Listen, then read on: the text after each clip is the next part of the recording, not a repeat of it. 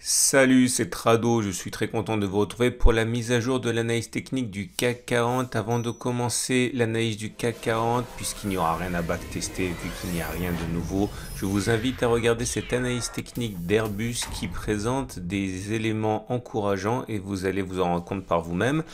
Voici le graphe d'Airbus en données journalières. Vous pouvez constater que l'action a vraiment bénéficié des améliorations sur le plan pandémique. On est au-dessus de la M200 qui monte, on est au-dessus de la M50 qui monte, au-dessus de la M20 qui monte et au-dessus de la M7 qui monte. Autrement dit, la tendance de long terme, la tendance de fond, la tendance générale et la tendance immédiate sont haussières avec un croisement M20-M50 très souvent de bonne facture.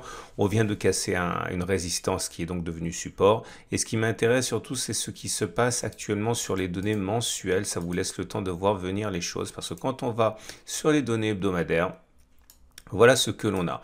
On retrouve donc la tendance immédiate qui est haussière, qui fait écho finalement à ce qu'on a dit. Mais ce qui m'intéresse surtout, c'est de vous montrer les indicateurs techniques sur Airbus, puisqu'on a deux signaux haussiers en préparation.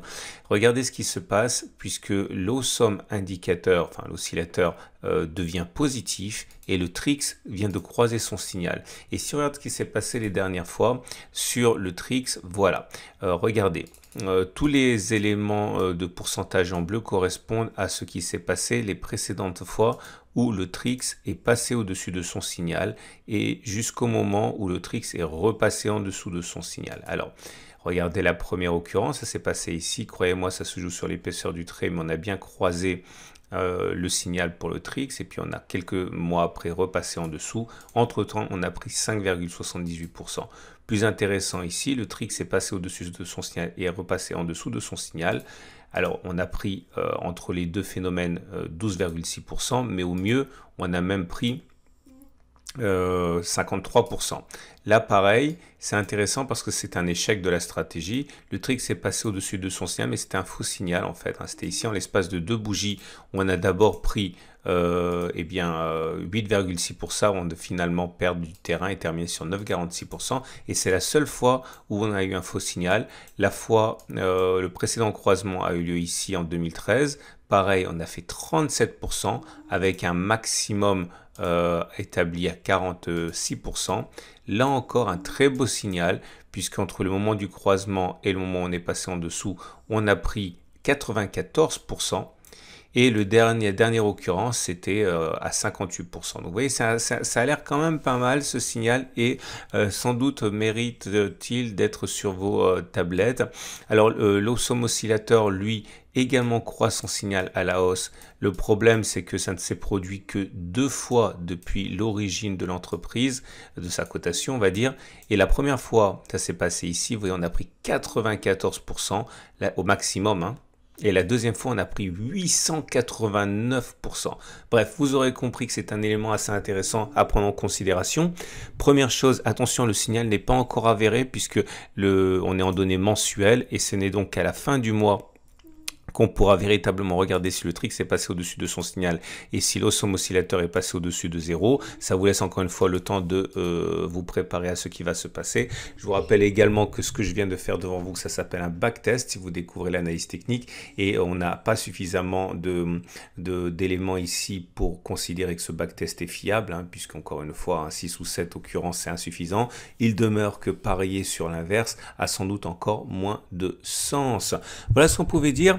Alors, si vous abandonnez la vidéo ici et que vous n'êtes venu que pour Airbus, je vous invite à regarder ce qui suit justement parce que c'est intéressant de voir l'analyse technique quand elle est un petit peu plus poussée que ce que je viens d'évoquer. Vous pouvez également vous abonner à ma chaîne YouTube, vous abonner à mon fil Twitter ou Boursorama ou me suivre sur Facebook. Je fais des vidéos tous les jours et on passe tout de suite à l'analyse du CAC 40. Et on passe donc au CAC 40, CAC 40 qui a été bercé par des nouvelles plutôt favorables. En tout cas, les investisseurs ont décidé d'y voir plus de bien que de mal. La première des choses, c'est que le climat des affaires est sur un plus haut, un record dans la zone euro. Par contre, les exportations chinoises ont déçu et les commandes à l'industrie en Allemagne également. Mais finalement, les investisseurs ont plutôt décidé de regarder ce qui les a arrangés et on s'adjuge donc 0,43%. 10%. Première des choses, vous remarquez que nous sommes toujours en apesanteur au-dessus de ce support journalier des 6423-6375 qui n'a pas été testé depuis que le changement de polarité. C'était une zone de résistance, elle a été cassée, elle a donc changé de polarité. Mais les cours ne sont pas venus le chercher à nouveau, c'est assez surprenant, mais en tout cas il faut savoir qu'un retour sur cette zone normalement devrait attirer et exciter la convoitise des acheteurs. On regarde également le fait que le chandelier du jour est très encourageant, après 2 séances de temporisation, une belle bougie verte qui termine plutôt dans le tiers haussier avec une mèche haute plutôt courte et une mèche basse plutôt longue, autrement dit une chasse aux bonnes affaires sur la séance, c'est pas mal. Vous remarquerez d'ailleurs que la bougie Aiki Nashi est haussière également, et nous avons une bougie haussière, on va dire modérément haussière, puisque vous pouvez le voir, il y a une mèche basse en plus de la mèche haute, mais en tout cas c'est vert, donc ça peut pas être baissier. Évidemment, le 3-line break enchaîne un nouveau bloc, comme vous pouvez le voir, c'est le 1, 2, 3, 4, 5, 6, 7e bloc d'affilée, c'est un des éléments qui fonctionne le mieux actuellement en termes de prévision de ce qui va se passer, puisque vous le savez, lorsque l'on a un bloc vert, il est plus susceptible d'avoir un autre bloc vert que d'avoir un bloc rouge, et cela fait 7 séances pas 7 séances, ça fait 7 blocs verts que l'on enchaîne. Et ce qui nous amène donc aux éléments purement techniques, et au premier rang desquels la moyenne mobile à 7 jours. Pas de doute, la tendance de court terme est toujours haussière, puisque nous sommes au-dessus d'une M7 qui monte. On a pris d'ailleurs appui sur cette M7, comme vous pouvez le voir. C'est une résistance dynamique. La moyenne mobile à 20 périodes est également haussière, et on est au-dessus, donc la tendance générale est haussière. La moyenne mobile à 50 périodes est haussière, et on est au-dessus, donc la tendance de fond est haussière. Les bandes de Bollinger sont toujours dans une situation d'écartement, avec la Bollinger supérieure qui monte, la Bollinger inférieure qui descend, donc on est également en tendance haussière. Et nous n'avons absolument pas d'alerte pour l'instant. On avait signalé, c'était sur l'analyse du week-end, qu'on avait un signal haussier qui serait donné si on cassait et qu'on clôturait au-dessus de la structure en inside bar. C'est fait, donc ça veut dire, on a backtesté ça, qu'on a plus de chances normalement, vous le savez, de faire plus 0,88 que de faire moins 0,88. Encore une fois, c'est qu'un backtest, mais bon, encore des éléments positifs et peu de raisons d'être alarmiste. Ça fait quand même, regardez, c'est assez surprenant. Depuis le début de l'année, la progression s'établit à plus de 17%, je crois.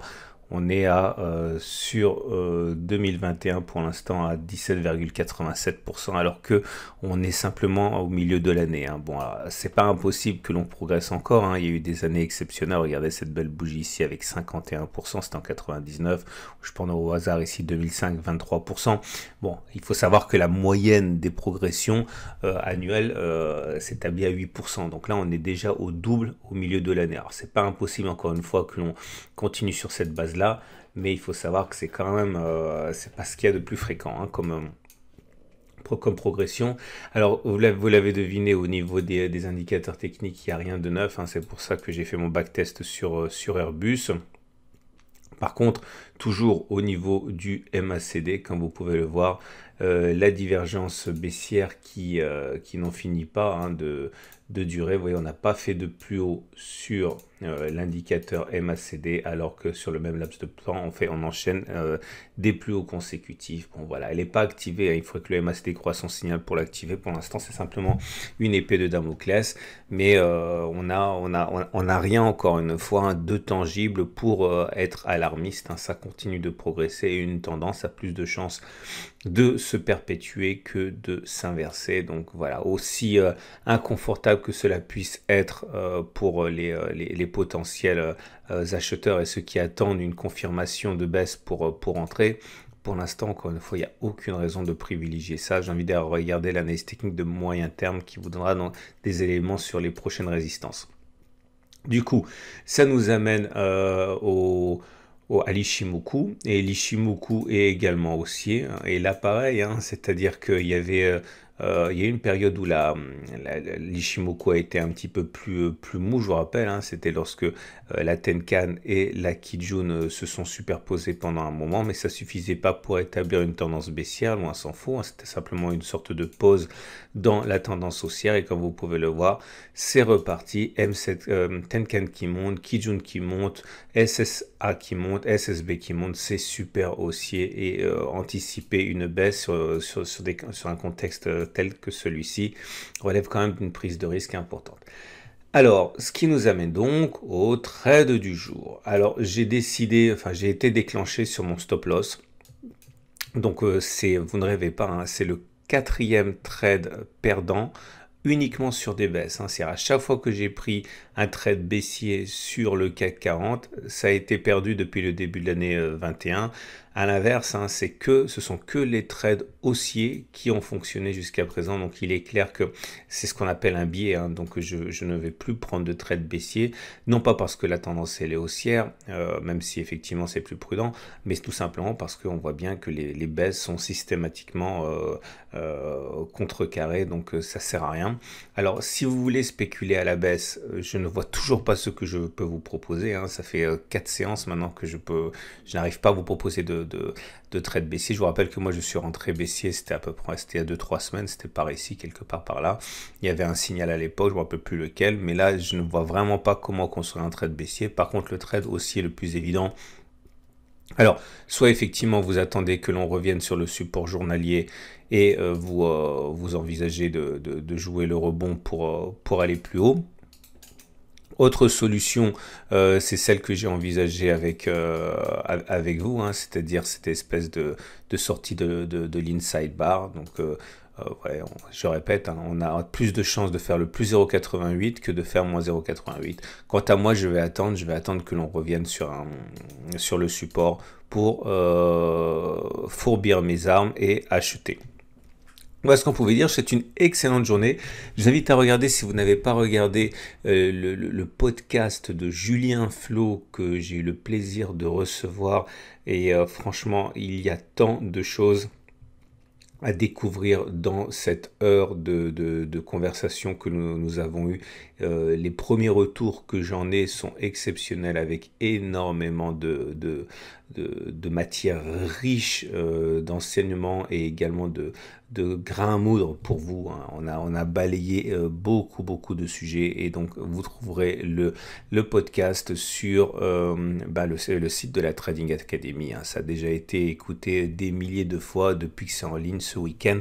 Allez-y, vous ne regretterez sans doute pas. Également la préparation de la semaine de trading sur indice, la préparation de la semaine de trading sur euro-dollar, sur crypto, et l'analyse technique de moyen terme et l'analyse de l'or. À demain pour la mise à jour.